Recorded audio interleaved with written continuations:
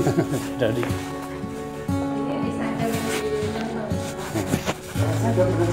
Iya.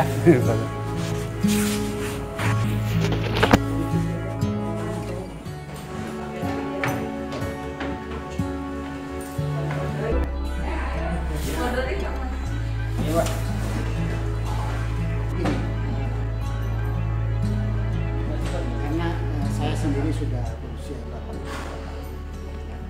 jadi sudah merasa agak sepuh lah gitu, dan menyatakan rasa syukur kepada yang mendukung usia dan kegiatan ini. Saya terpaksa bukan terpaksa tapi dengan sukarela membuat pameran ini supaya ada jadi semua karya yang dilihat ada jumlah yang dipamerkan ini 39 karya, selain daripada yang lain-lain di bawah itu hanya beberapa yang betul-betul dibuat dalam tahun ini, yang sebelum itu ada tahun yang lalu atau tahun lalu lagi. Tapi pameran ini adalah semacam kemuliaan untuk Ramadan.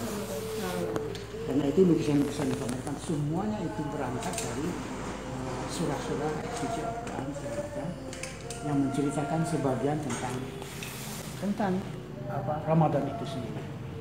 Ya, misalnya ada lukisan itu surah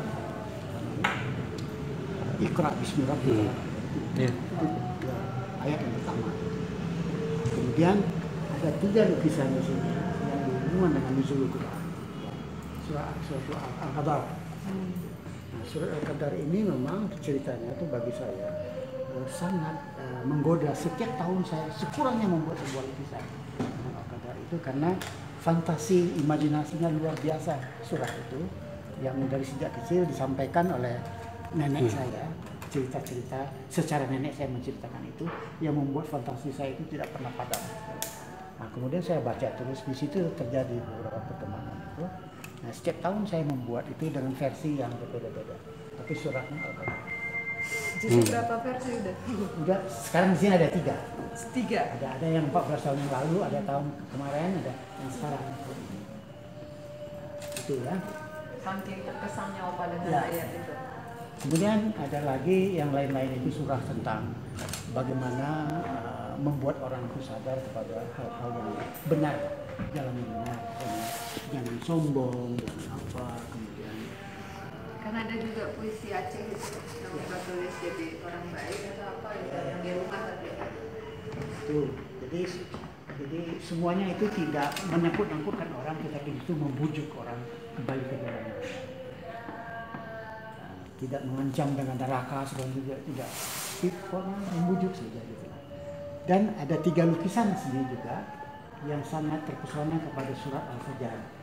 Al-Fajr itu yang tema cerita itu sebenarnya adalah memperingatkan orang yang terlalu terpesona dengan hidup materi di dunia ini, dan pada akhirnya juga orang itu harus kembali kepada Allah Subhanahu Wa Taala. Ya.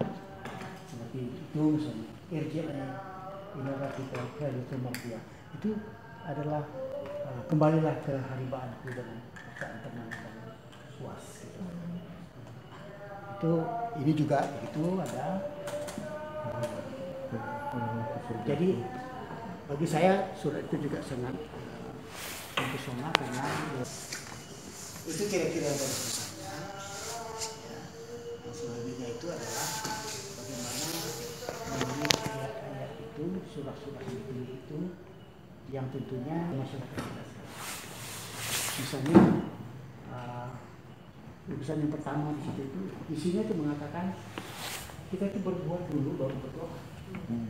Sebab banyak sekali kita terpesona itu berdoa terus tapi tidak pernah berbuat apa-apa, sehingga kita tidak kemana-mana. Gitu. Jadi makanya kita berkumpul ada hukum Indonesia yang luar biasa. Tapi terasa sekali itu yang benar bisa jadi salah, yang salah juga jadi benar. Karena kepandaian mereka menggunakan ilmu itu sehingga terjadi, sehingga lahirlah sebuah lukisan jangan campur baurkan antara yang batil dengan yang benar. Gara-gara nonton IRC itu jadi ada ayat-ayat suci Al-Quran yang menuntun kita untuk tidak tersesat ke sana. Itu dipungut kembali disampaikan. mudah-mudahan itu tertangkap ya. Karena itulah lukisan-lukisan kaligrafi ini semuanya itu sekarang itu terbaca. Sebab dulu sebelumnya ketika saya masih muda, kaligrafi itu tidak penting-penting amat bisa terbaca. Asal indah saja. Tapi kalau sekarang rasanya indah itu tidak cukup kalau tidak bisa terbaca.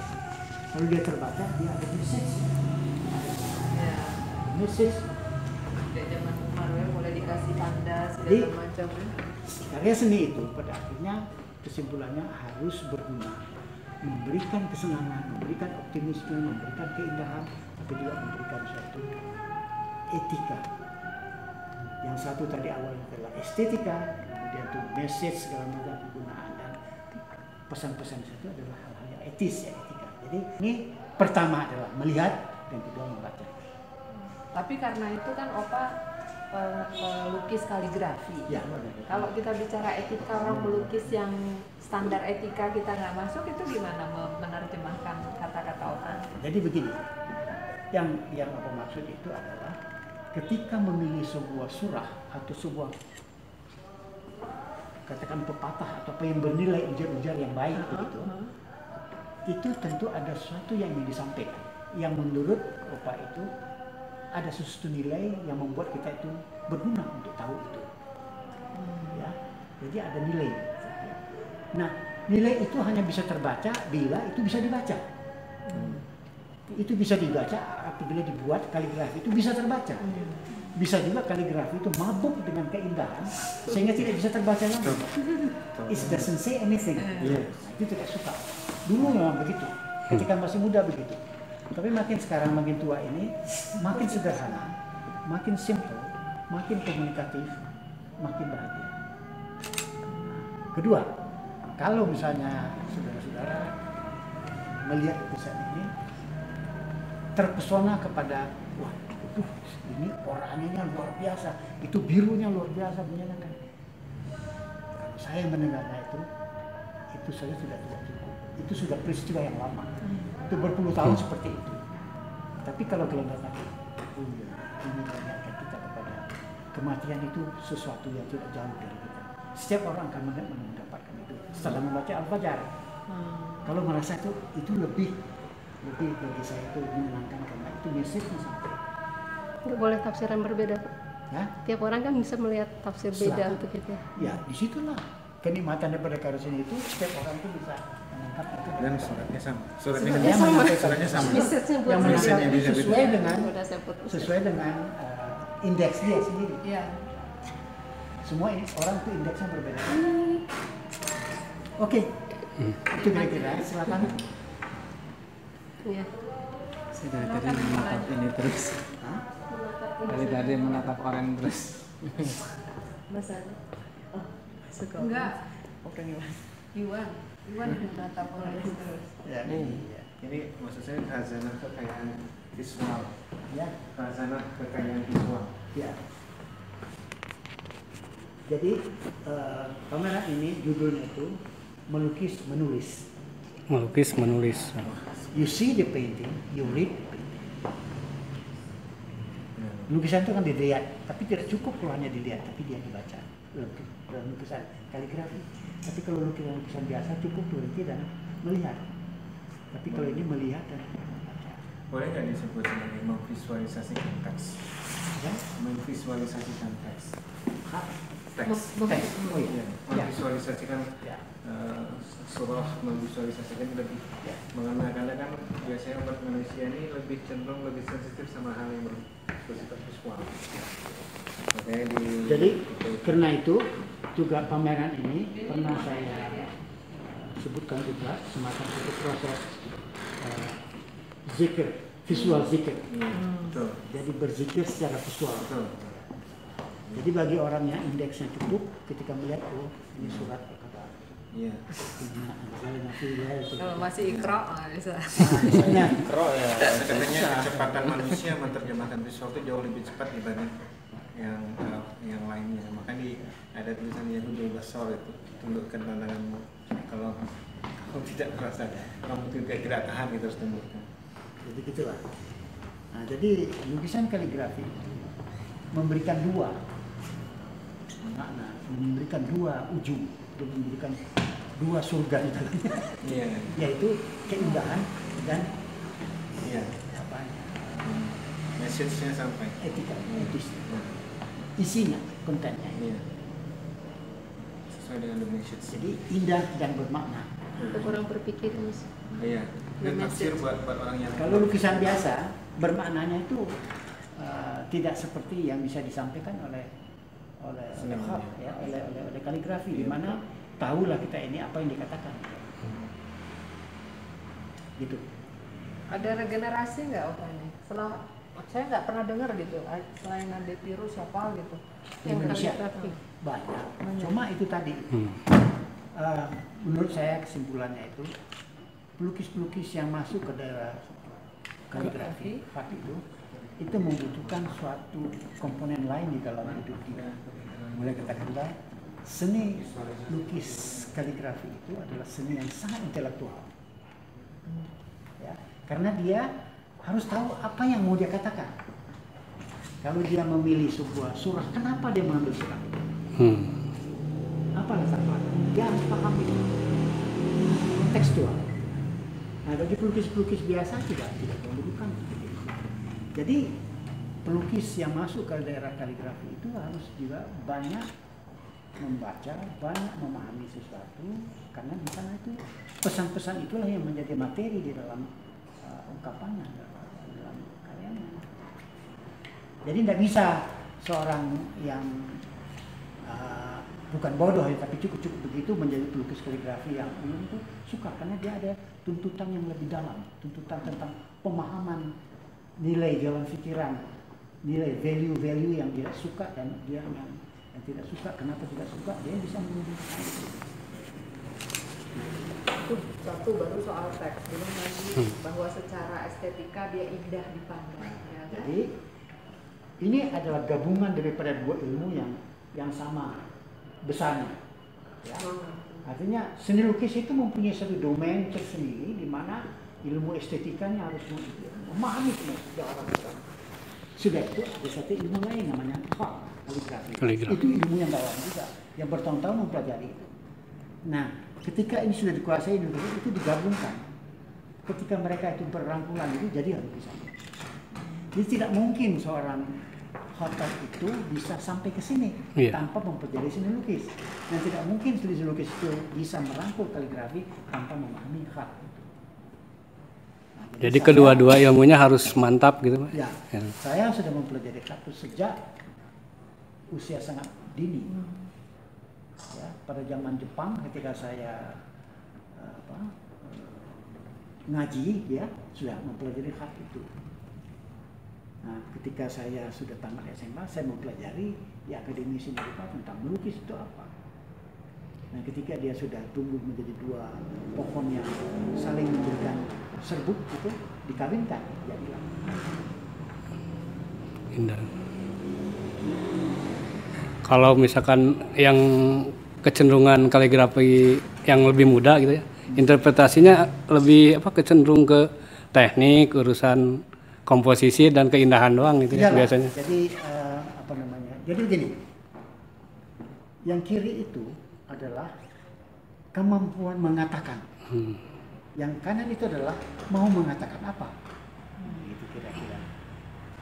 Dia tahu mau mengatakan apa dan bagaimana mengatakannya. Ini teknik. Pakai kemampuan warna ini itu komposisi segala macam bentuk itu dikuasai itu. Terus setelah itu dikuasai, sebenarnya dengan pengetahuan itu kemampuan untuk mau apa sih? Say something. Say something inilah konten isinya itu. Nah, inilah yang sangat intelektual. Tidak bisa kita menuliskan apa saja. Penulis sebetulnya. Penulis seperti itu sama juga. Ya, punya teknik. Apa terus yang mau disampaikan? Teknik aja nggak bisa, nggak boleh. Cuma menulis itu yang keluar itu kan tulisan. Kalau di sini yang keluar itu lukisan. Lukisan yang menulis, lukisan yang bisa dibaca. Nah, itu tadi yang saya katakan tadi. You come to see and you come to read. Jadi satu artikan.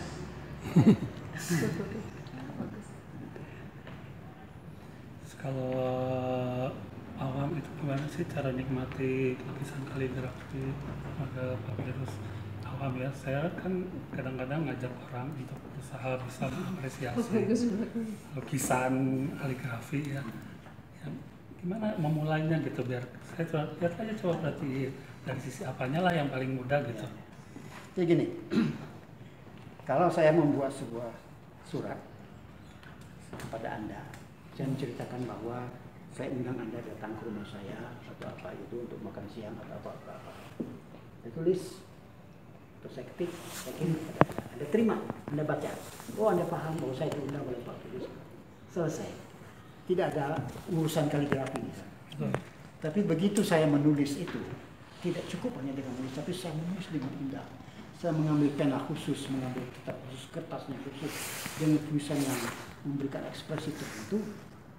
Ketika Anda terima, Anda membaca undangan, tetapi alangkah menariknya tulisan undangan ini. Dan mulai masuk Anda ke daerah kaligrafi. Iya, visual. Nah, begitu seterusnya. Ketika saya menulis itu, saya kehilangan jejak untuk menyampaikan apa. Tapi gila dengan kaligrafi itu, Anda terima sebuah surat, Anda tidak mengerti apa yang dikatakan, tapi menikmati karyanya itu sebagai satu keindahan kaligrafi. Jadi itu kaligrafi yang meluap-luap sehingga tidak bisa terbaca. Saya akan berdiri dengan kesadaran saya itu indah sekali, tapi harus masih bisa terbaca. Sebab yang terbaca itulah sampai message-nya. Itu yang Anda lihat di sini. Yang tadi pesan ini disebut Ya. ya. Message itu pesan. Begitu. Kemudian tahap berikutnya, setelah orang yang awam itu kita kenalkan bahwa di sini ada satu keindahan, sini juga sebenarnya ada pesan. Bagaimana supaya dia misalnya dia punya basic menulis, pelukis, tapi ingin terjun sebagai pelukis kaligrafi, apa yang harus dimulai? Oh ya, semuanya itu ada proses pelajaran. Ya. Ini pun kalau saya membuat lukisan seperti begini, yang mungkin sudah jauh, bagus gitu ya. Tiba-tiba Anda datang tanpa persiapan apa-apa melihat, Anda tidak mendapat apa-apa. Selain daripada, oh ini lukisan, ada warna merah, ada warna kuning gitu. Tapi begitu Anda mempersiapkan diri Anda tentang pemahaman warna, tentang komposisi, tentang ini, makin Anda persiapkan, makin banyak yang Anda dapat dari lukisan itu. Sehingga Anda tiba-tiba terpesona, ingin sekali mempunyai lukisan itu. Pada ketika itulah orang membeli lukisan. Yeah. Nah, pada ketika itulah pula orang itu menjadi kolektor, ya, dan seterusnya. Jadi ada proses seperti itu. Jadi pada seseorang kembali misalnya setelah melihat foto personal ingin belajar, biasa proses belajar dari alif bata. Nah, tentang garis, tentang warna, tentang komposisi itu dipelajari semuanya. Yang saya katakan tadi itu hal yang Anda lihat pada karya-karya saya ini ada dua gabungan ilmu melukis dan ilmu kaligrafi. Itu yang bisa kita satu. Ini suatu domain sendiri, ini suatu domain sendiri. Kalau tradisi kaligrafi di Indonesia bisa ceritain nggak? Sebenarnya udah mulai Ya, ketika Islam masuk, ini kaligrafi itu bukan hanya tulisan Arab. Ya. Semua tulisan yang cantik itu kaligrafi. Tulisan Cina, tulisan apa. Nah, ketika Islam datang ke Indonesia, mereka itu berpikir tentang agama, bagaimana menyampaikan agama. Sedangkan kaligrafi itu adalah bahagian lain dari agama itu yang mendukung agama itu sendiri. Keindahan, kesenian. Ya, orang beragama tapi juga orang hidup ketika beragama itu bagaimana dia mempersiapkan rumahnya, bagaimana dia membersihkan bajunya, bagaimana membersihkan alat-alat rumah tangganya, bagaimana membersihkan makannya, itu harus bernuansa Islam seluruhnya. Salah satu itu kebudayaan. Nah, dia harus mempelajari itu. Nah, ketika Islam datang ke Indonesia itu sedikit sekali perhatian kepada kesenian Islam, kesenian kepada agama Islam. Jadi yang diajarkan itu, kalaupun memakai tulisan Arab itu adalah tulis baca tentang ilmu, bukan tentang keindahan. Begitu. Malah Pak seakan-akan dijauhkan gitu agama terhadap kesenian gitu. Nah, jadi baru terjadi proses secara sangat kental tahun 70-an. Ketika saya datang ke subuhan ini, Saya bukan khatam, saya bukan seorang kaligrafi. Saya seorang pelukis, memperkaya lukisan dengan khat. Tiba-tiba khat Arabia, khat Islami ini Meledak. timbul ke atas, mengagetkan. Pemelukisan itu ya. Ya, mengagetkan karena orang selama ini melihat tulisan Arab itu sebagai komunikasi agama. Ya. Saya membuat jadi komunikasi kesenian. Tahun 70-an itu Bapak. 70. Jadi kira-kira 45 tahun yang lalu. Ya, yang lain ada yang melakukan itu misalnya Tidak. di Indonesia? Belum. Saya boleh dikatakan Kalau kaligrafi proses pertama. itu ternyata memulai itu tahun 72. Saya pulang dari Amerika.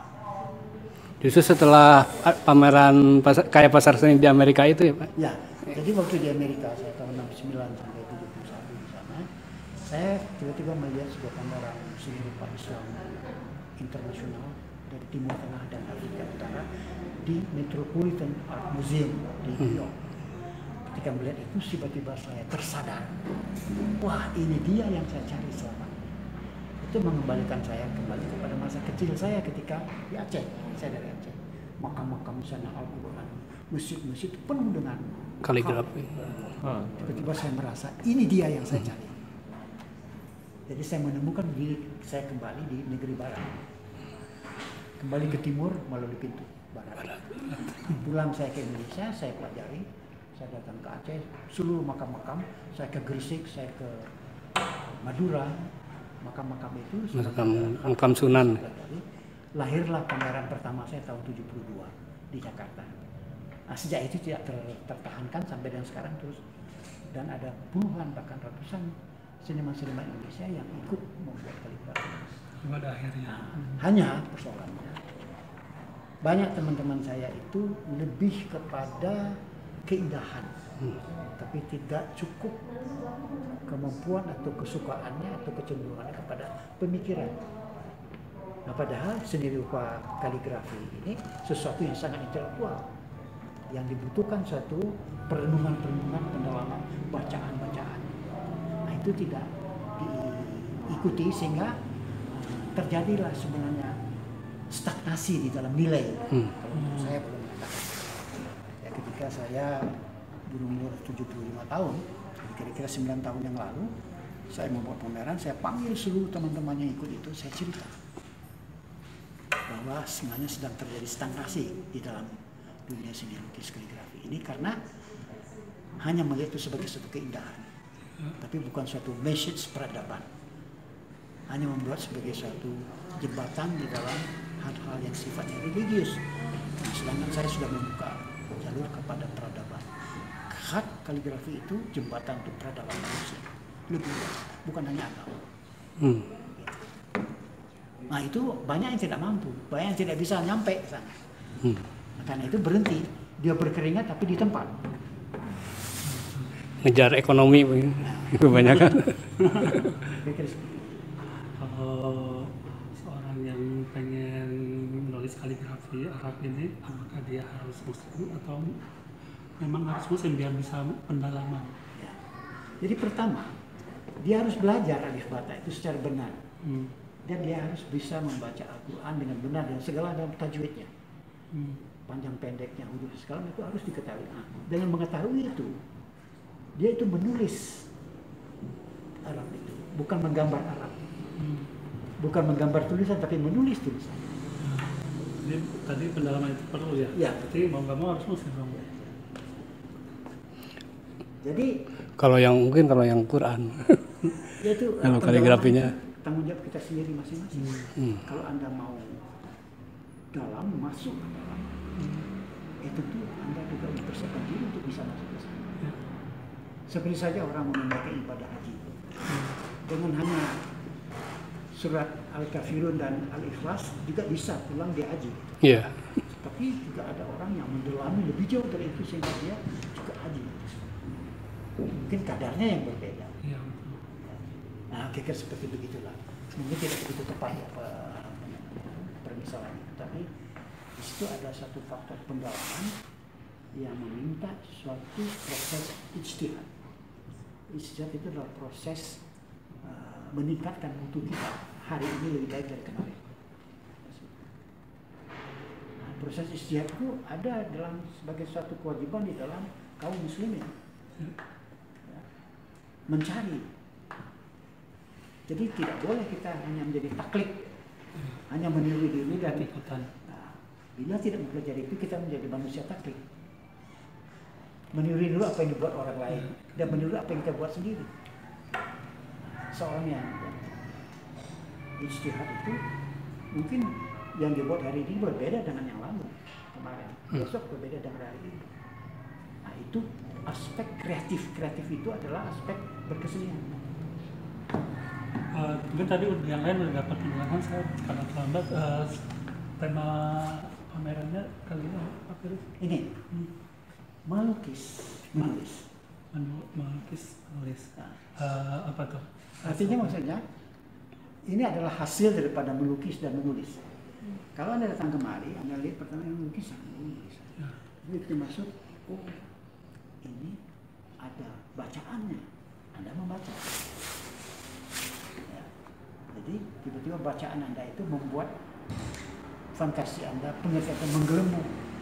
Tidak sekadar hanya menyenangkan hati melihat lukisan yang indah, tapi juga ada sesuatu zikir yang lain melalui proses visual.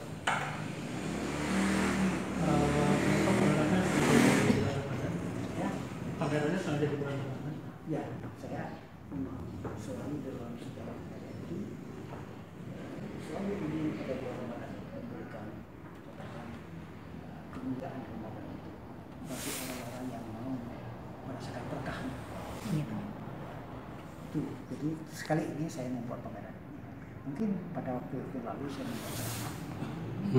membuat mencari film-film tertentu, mengundang teman-teman, memutar film itu terus kita berdiskusi sesuatu yang berhubungan dengan Ramadan. Jadi saya melakukan seperti itu. Kalau boleh tahu untuk pameran kali ini apa ya? Yang terbarunya mungkin yang mana lukisan itu? Yang ini.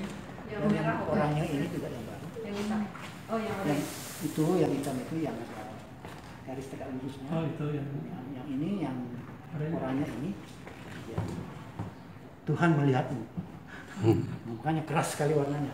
Hati-hati. Kasih apa? Kalau dengan semakin banyaknya seniman yang mengikuti gaya sketsa, bagi saya itu tidak pernah terpikir ada orang melukis lagi lebih bagus. Kalau lebih bagus, lebih saya senang. Artinya saya berhasil menjadi punya. Gitu. Gitu Sarip. banyak seniman yang kata orang Odo itu ngejar ekonomi itu. Iya. Oh, jadi jual gitu. Ya. Kodian lah seniman. Jadi itu sebenarnya adalah juga kesadaran sejak dari awal. Saya memang sejak dari awal, sejak saya mahasiswa, saya sudah mendapat tuntunan. Kalau engkau mau menjadi berkeinginan menjadi seorang pelukis yang baik, kamu tidak boleh menggantungkan hidupmu sehari-hari dengan lukis. Saya mengatakan kerja di pabrik keramik, membuat gambar di pabrik keramik, membuat desain-desain cover buku atau apa. Sehingga melukis ini berdiri sendiri, bebas dari berbagai pengaruh-pengaruh yang tidak baik. Hal yang sakral gitu ya melukis. Itu tumbuh sendiri, jangan karena pasar meminta begitu saya membuat seperti itu. Nah, itu artinya, Jangan jadi nafkah gitu. Tapi Bisa juga. Boleh. Setelah jadi banyak orang suka, dia mau beli itu soal lain. Iya. Saya bisa jual atau saya tidak jual. Saya mau jual harga segini, silakan. Kalau harga situ saya enggak, jual.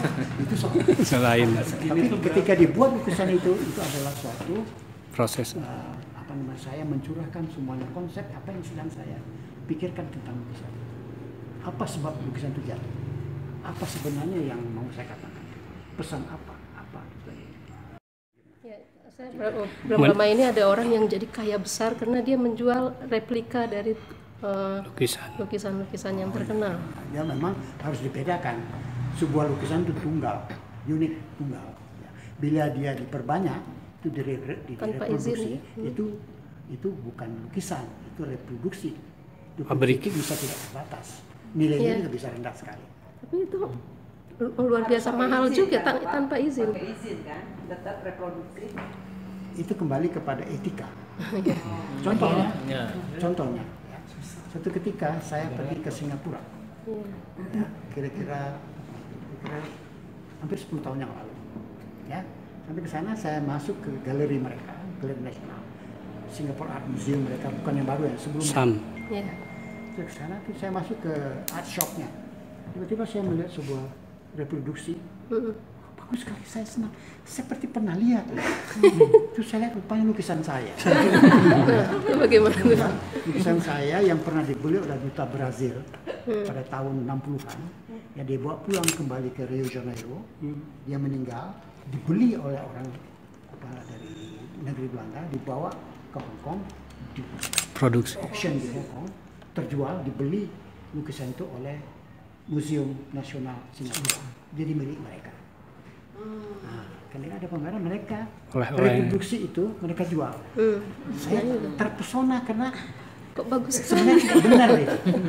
Harusnya mereka tahu, berapa kurator sana tahu itu pada saya. Harusnya mereka call saya datang, Pak Dirus, kami punya lukisan, kami mau reproduksi ini, bagaimana caranya? Lisensinya, copyright. Saya tidak meminta uang, tidak, tapi saya tahu. ini apresiasi atau Ini terjadi, ini seperti saya kenal, memang lukisan saya. Dan akhirnya bagaimana saya memiliki itu? Saya beli. Saya beli $10. Ada sekarang kalau di rumah saya perlihatkan lukisan. Nah, Tapi itu secara legal memang ya, boleh ya? apa? Secara legal Bisa hukum dia dituntut. bisa dituntut nggak? Bisa dituntut sebenarnya, Bisa, tapi tuntutan itu harus ada hukum. Negara kita belum punya hukum itu. Di Eropa ada hukum itu. Copyright. Kalau ini nggak ada. Kita itu belum ada hukum itu. Jadi apa yang saya bisa lakukan mengenai copyright tadi itu menarik ya. Pada suatu ketika Ji Samsu itu beli lukisan saya. Besar. Direkturnya, istri direktur, 10.000 US dollar. Oke, diambil dibawa pulang ke Surabaya, digantung di kamar. Selesai ya. Waktu mau Lebaran, dia pikir wah ini bagus dijadikan kartu Lebaran. Dia call saya, biro hukumnya, ada biro hukumnya. Kalau saya Pak Tendus, kami mau mereproduksi karya itu untuk jadi kartu Lebaran. Bagaimana? Silakan. Terus bagaimana? Ya saya dibayar copyrightnya sudah. Padahal itu sudah lukisan mereka. Iya. Sebagai properti itu sudah lukisan mereka. Tapi copyright masih pada saya. Oke begitu. Jadi bagaimana? Ya buatlah. Berapa ya? Kirimlah 2 juta. Ya, ketika itu dulu. Mahal berarti. Dia kirim uang 2 juta. Dia pakai itu satu kali pakai pada lupa. Gitu ya. Dan ada surat perjanjian, ada karena mereka punya legal. Jadi dia keluarkan uang untuk beli lukisan, dia keluarkan 2 juta untuk izin.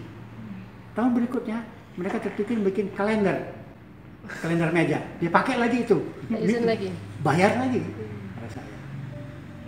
Nah itu sebenarnya harus begitu.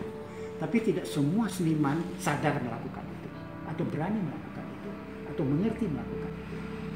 Makanya ada agen Pak ya? Hah? Agen pelukis juga pakai agen untuk menjual karyanya atau langsung?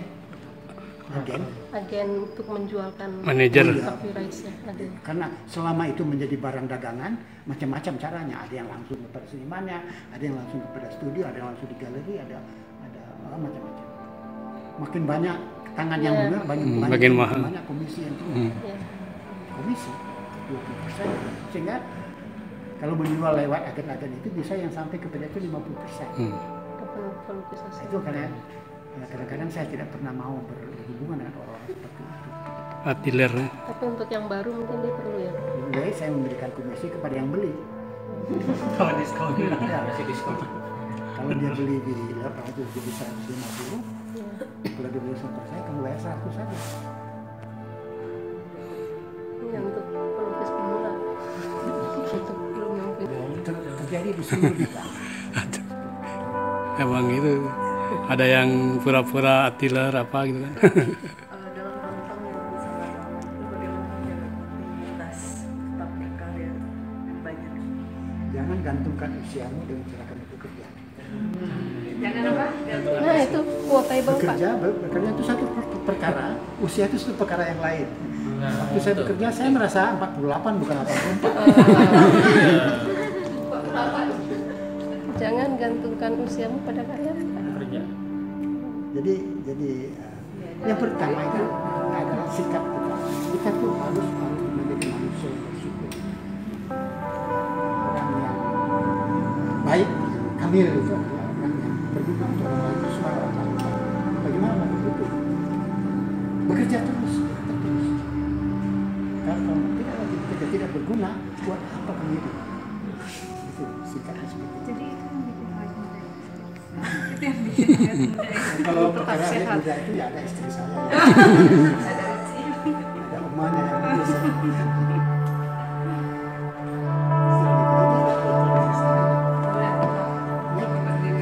Living easy. Ini setelah